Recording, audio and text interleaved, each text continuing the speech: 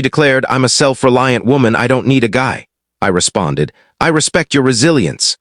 Then I terminated our shared credit card, removed her from my phone plan, and took my name off our rental agreement. She was about to find out just how self-reliant she could be.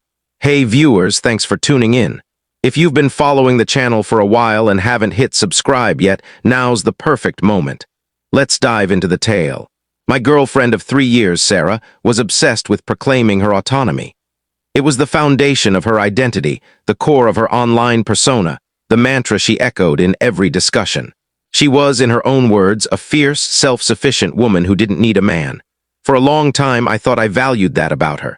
Now I realize I wasn't valuing her independence. I was financing it. We lived in a stunning downtown apartment with a city view. We enjoyed fancy dinners, weekend getaways, and a cushy lifestyle. But that lifestyle rested on a foundation I had built. I'm a project coordinator at a major tech company, earning a solid income. Sarah, a freelance illustrator, had a career that was, to put it kindly, unpredictable. Some months she thrived, others she barely scraped by. I didn't mind. I saw us as a partnership. So I added her to my phone plan, the one with unlimited data subsidized by my employer. I made her an authorized user on my main credit card, the one with a high limit and excellent travel perks. When we moved into our apartment, we both signed the lease, a joint commitment. But the security deposit and first month's rent came straight from my savings. I covered about 80% of the rent each month, and she contributed her 20% when her income allowed. I took care of all the utilities. I didn't view this as her relying on me. I saw it as supporting my partner's ambitions, providing a stable platform for her to grow her freelance career. My error was not seeing that she viewed my support not as teamwork, but as something she was entitled to. Her independence was a facade. She'd post online about being a boss babe and a self-made woman, often from a cafe where she paid for a $5 cappuccino with the card I settled the balance for. She'd lecture her friends about the importance of women's financial empowerment, all while using the unlimited data on the phone plan I provided. The contradiction was a faint, persistent buzz in our lives, but I ignored it. I was in love. Over the last 6 months, though, that buzz grew louder. She became more entitled, more critical. My support was no longer appreciated, it was demanded. Any hint that we shared responsibilities as a team was met with strange, defensive hostility. The tipping point, the moment our fragile relationship collapsed, came last Tuesday. It wasn't a heated argument. It was a calm, straightforward talk about money. I just received a hefty work bonus and was thrilled. I told her I wanted to put the full amount into a high-yield savings account for a future home down payment. She gave me a look, a spark of irritation in her eyes. "A house," she said. "That's so dull. I was thinking we could take that trip to Italy this summer." I tried to stay reasonable. "We can, Sarah," I said. "But this bonus is a big chance for our future. Saving it now puts us in a stronger spot in a couple of years." "Our future?" she snapped, spitting the word "our" like it was offensive. "I have my own future to plan, James. I'm not just a part of your life." I was baffled. "I know that. This is for both of us. It's a shared goal." That's when she stood up and unleashed the speech she'd clearly been rehearsing. "No, you don't understand," she said, her voice brimming with practiced conviction. "I'm a self-reliant woman. I don't need a man to save for a house for me. My achievements aren't tied to your paycheck. I don't need you. I don't need anyone." She stood in an apartment I paid for, holding a phone on my plan with a wallet containing my credit card, declaring she didn't need a man. The irony was so stark, so absolute, that I didn't even feel angry. I felt a strange clarity. She wasn't my partner. She was a tenant who'd mistaken her benefactor for a soulmate. I looked at her at the defiant pride on her face. She expected me to argue, to feel challenged by her bold claim of independence. She thought she was making a powerful statement. She was, just not the one she intended. I didn't argue. I nodded slowly, offering a calm, knowing smile. "You're right, Sarah," I said softly. "I respect your resilience." Her fire faded instantly, replaced by smug triumph. She thought she'd won. "I'm glad you finally get it," she said. "I do," I replied. "I get it completely." And I did. I understood she didn't want a partner, she wanted a sponsor, and I was done playing that role. She just declared her independence, and my job was to help her embrace it in the most literal way possible. For the next 2 days, I was a shadow in our apartment. Polite, agreeable, but emotionally absent. Sarah reveled in her perceived victory, oblivious to the fact that the invisible safety net propping up her life was about to be dismantled. She'd given me the perfect rationale for what I was about to do. I wasn't ending things out of spite. I was honoring her stated desire for total independence. Before I began severing ties, I needed to confirm the extent of her hypocrisy. I had a gut feeling it went beyond lifestyle expenses. On Thursday night, she went to another of her networking dinners. Once she left, I sat at my desk and opened the one account she likely thought I never checked. The detailed statement for our shared credit card.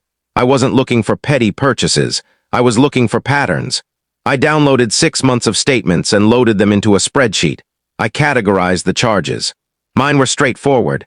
Groceries, fuel, shared utility bills paid with the card. Hers told a different story.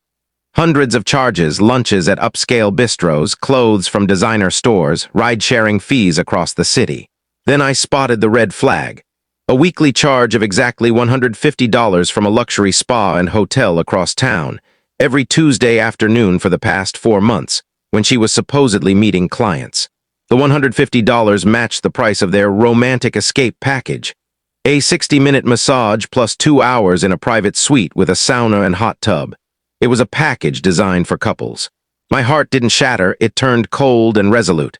This wasn't just hypocrisy, it was betrayal bankrolled by me.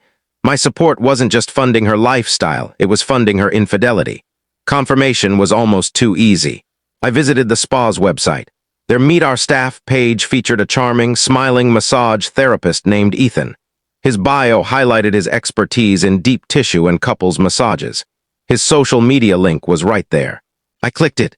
His profile was public, filled with photos of a proud, self-reliant woman named Sarah, whom he called his incredible girlfriend in captions. There were pictures of them on dates, at events, and on a weekend getaway to a vineyard, paid for with my card's travel rewards. I spent the next hour documenting everything. I saved screenshots of the credit card statements, highlighting the spa charges and screenshots of Ethan's social media, capturing their photos and affectionate captions. I stored it all in a secure folder. The review was complete. The evidence was undeniable. She wasn't just a self-reliant woman who didn't need a man. She was a woman who needed one man to fund her life while she was involved with another. I closed my laptop. Analysis was over. Action was next. Friday morning marked the start of Sarah's new independent life. She just didn't know it yet. She left for work, giving me a quick, patronizing peck on the cheek, completely unaware. As soon as the door shut, I began dismantling the framework of the life she knew. I saw it as a 3-step disconnection process. Step 1, financial severance. I called the credit card company first. I told them I wanted to close the joint account immediately and remove Sarah as an authorized user. The representative was efficient. As the primary account holder, I could deactivate her card instantly. So her card will be declined if she tries to use it now? I asked. Yes, sir, the representative confirmed.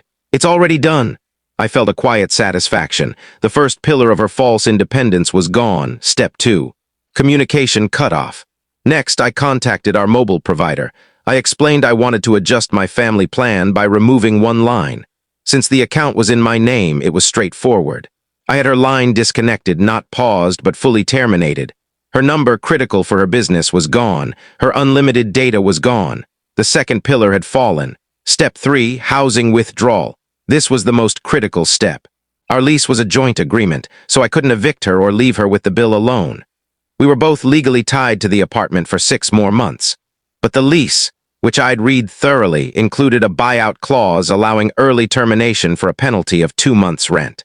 I called our landlord, explaining that my partner and I were parting ways and I wanted to activate the buyout clause. I'd cover the full penalty myself from my own funds. I just needed him to prepare the paperwork to release us both from the lease. He was cooperative. A terminated lease was better than an unpaid one. He emailed me the termination agreement, requiring both our signatures. This was the only part needing her involvement, and I knew exactly how to secure it.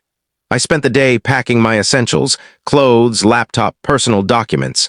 I left the furniture, the TV, the life we'd built. I was extracting myself from the equation. I'd already secured a new apartment, one that was mine alone. When Sarah returned that evening, I was at the dining table, the lease termination agreement and a pen in front of me. "What's this?" she asked, eyeing the papers. "It's our path to freedom," I said. "A lease buyout, I'm covering the penalty. You just need to sign, and in 30 days we're both free of this apartment and each other." She was wary. Why would you do that? You're just letting me off easy. No, I said. I'm respecting your independence.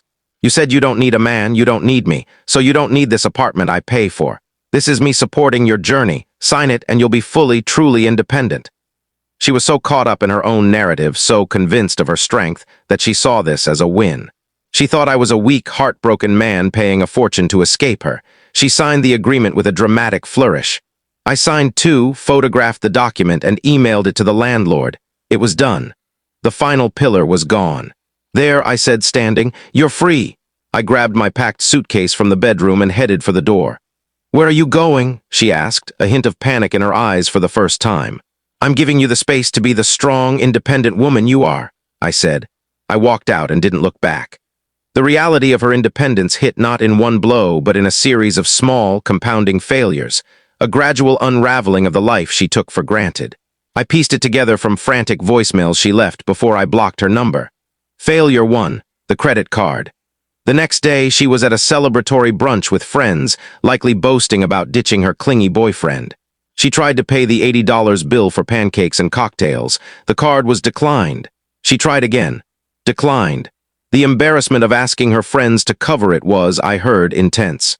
Her first voicemail was a confused, angry rant demanding to know why I'd tampered with her card. Failure 2, the phone. 2 days later, she was on a crucial call with a potential client. The line cut off. She tried to call back, no service. She tried her data, no service.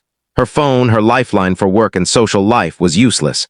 Her second voicemail was a furious scream, accusing me of sabotaging her career. Failure 3.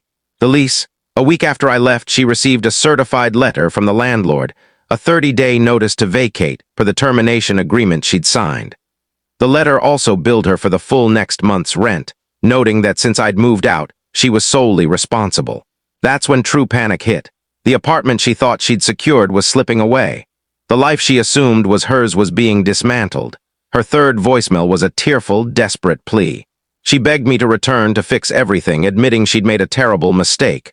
But it was too late. The disconnection was complete. It's been 3 months since I left. I'm settled in my new apartment. It's smaller, but it's mine. The quiet is calming. The final chapter came in a letter from a lawyer. Sarah tried to sue me, claiming I'd tricked her into signing the lease termination and owed her financial support. My lawyer responded with a single, thorough evidence package. Highlighted credit card statements showing the spa charges, screenshots of her and Ethan from his social media, and my signed affidavit detailing her independent speech.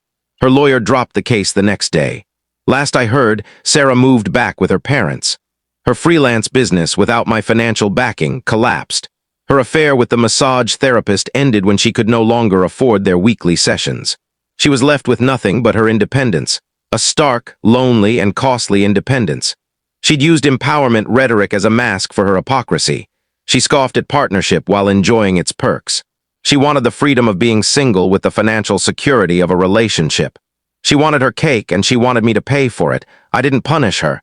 I didn't seek vengeance. I simply listened. She said she was a strong, independent woman who didn't need a man. I respected her resilience. And then I did the most supportive thing possible. I stepped aside and let her prove it.